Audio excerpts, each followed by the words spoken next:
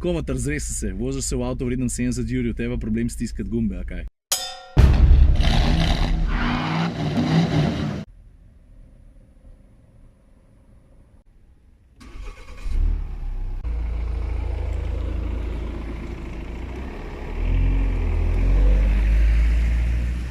Doran, v tem trenutku moja Ritka počiva na usnju sedeža, ki se nahaja v Volvotu V60. Danes bo čas, po dolgem času spet za ene klasično sladko-kisle. Je bilo pa ful hecen, ker sem na Instagramu pokazal, da imam ta avto, pa sem napovedal, da komi čakam, da naredim sladko-kisle, pa mislim, da mi je vsaj ene 10 ljudi pisali, da stari, to je Volvo, zihar nima kislih. Malo da jih ima. Če bi bil res strog, bi lahko med kisle vrgel tudi prostornost. Ampak ne tisto v kabini. Zdaj pa da razložim. Lej, kufer, ki ga boš zagledal čez par sekund, je prostoren za 529 litrov. Tu po eni strani sploh ni toliko malo. Pravzaprav je to veliko. Za marsikoga je to več kot za dost. Pa konc koncev, predhodnik je imel kufra za skoraj 100 litrov manj. Ampak če ti je pa prostor tukaj noter, primarna stvar, pa iščeš maksimalno število litrov, boš valjda po špegu tudi k tekmecem. Tam se pa pol cifre mimogrede približajo tudi 600, ne? Počasih ruknejo tudi čez. Je pa nekaj tudi res, tudi tukaj v kufru se nadaljuje trend iz kabine, zelo lepo je obdelan, kakovostno sestavljen. Pa tole pregradno polico imaš, ki mislim, da sicer ni serijska, ali je? Dajte me poprav, če je. Pa tudi drugače kufer lepo dostopen, poglej, tukaj imaš recimo še 2 kaveljčka, tukaj imaš še navtičnico, tukaj imaš pa te 2 stikali, s katerimi podreš zice, vidiš? Ok, dajmo začeti. A ti veš, da je tale Volvo V60 čist nov avto, nova generacija? In ko so ga zasnovali, ko so ga delali, ko so ga naredili, od ta starega ni ostal praktično nič. Pa tudi prav je tako, no zato je ta avto od tistega boljši v praktično vseh pogledih. Mislim, za začetek je prostornejši, estetsko ne bi bil bolj prijeten, pa tudi varnostno je napredoval, pa gremo lepo po vrst. A pa še nekaj. Tino bi moral slišati, ker se je usedla ta avto, se me peljal in trikotnik, pa je bila čist konc. Pa pol še 2 ure je nehala gort, koliko je in sploh, sem koliko je dar, zdaj pa počas mera, prav. Ko no drugače s temi avti kar težko navdušiti, veš? Ne pa rekel, da je niglih pleh Nač jaz že malo bluzim, pejmo na sladko kisle. Ta prva sladka, da ga poglej, to more biti oblika, pa bom zelo hiter konc. Na velik načinov spominja na V90, kar ni slabo, njegova koščca je napeta, a še v moji glavi se ne sliši tako neumen, napeta koščca. Pa vam prijejo, boh pomagi. No, ampak pejmo nazaj k avtu, jaz nisem srečal še enega človeka, ki mu tale oblika, tale maska, pa celoten paket ne bi bil všeč. Mje pa moram priznati malo hecen, ker vsake toliko časa srečam koga pa prav, ta pa sploh ni škatlast, kot so ponovadi Volvoti. Stari Volvoti niso škatlasti že na 20 let. Ali pa še več. Ok, za drugo sladko pa treba kar noter, zato ker stari ambient v tem avtomobilu je super 1A s črtico. Tale kokpit, materiali, estetika, občutek tukaj noter je svetoven. Mislim, še zdaj se točno spomnim stavka, ki ga je Jure Gregorčič napisal v Motor Reviju, ki je rekel, da tale V60 pooseblja skandinavski občutek za prestiž.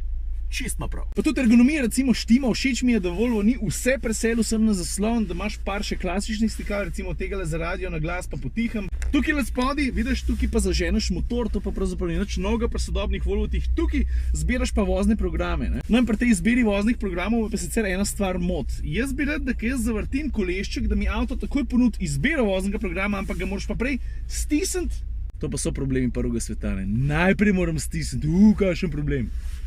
Komatar, zresi se, voziš se v avto vreden 70 jurjev, teba problem stiskati gumbe, a kaj? Maš prav, ampak može bilo, če ne bilo treba stisniti. To je tudi res. Ampak, ker smo že pri detajlih, občutek, ki ti s prstnim blazincem pošlataš tale les, je tako fino prijeten. Ima pa ta avto digitalno instrumentno ploščo, lahko tudi menaš videz, le to. Tole zdaj je glas, pa imaš minimalistik, performance, tam je kar všeč, pa chrome rings. Lušten, ampak ta tehnologija omogoča veliko bolj izdatno prilagajanje, bi mogoče naslednjič lahko to Volvo boljši izkoristil. Je res? Zdaj pa ta tretja sladka vozna dinamika. In tukaj ta prva stvar, ki jo moram izpostaviti, je tihost kabine in v sozvočju s tem, v sotišju s tem. A je sotišje sploh beseda? No, gledam, to, da je kabina prijetno tiha, gre super skupaj s tem, kako se avto pele. Športnost, not so much. Udobje, to pa zna. Ne bom se spuščal v podrobnosti vzmetenja, bi pa rad poudaril drugo stvar. 2.0, 190 konjev, poraba, v mojem primeru tam 7.2, 7.3, zlahka greš lahko tudi nižji, če malo bolj paziš. Ampak če je pa tvoja vožnja taka, da si dosti v mestu, da si malo na avtocesti, da je miks vsega,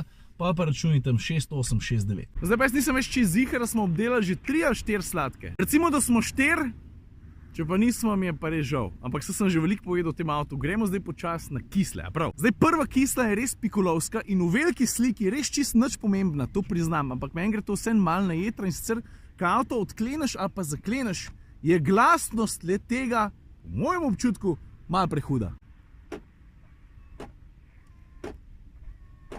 Druga kisla, to sem hotel poudariti že pri vseh Volvotih, pa se mi zdi, da to vedno pozabim. Ključ. Po moje, če bi gledali samo ergonomijo, bi dali tipke ali spredi ali pa zadnji, tako da jih zlahka pošlataš, tako so pa na strani. Estetska vrednost take rešitve je vrhunska, uporabnost not so much. Za tretjo kislo pa imamo pa v drugo vrsto. Kar se samega udobja tiče, vrhunsko niti ene pripombe nimam. Tudi prostora je dost. Naklon zica je lušten, tako da si predstavljam, da bi se tukaj lahko peljal tudi 500 km brez problema. Ampak, jaz ne vem, če se dobro vidi, ampak tale sredinski greben je ogromen. To se pravi, če nastane potreba, da se v tem avtu namesti 5 ljudi, bod ti ki zbereš en drug zid, tata sredinski. A prav?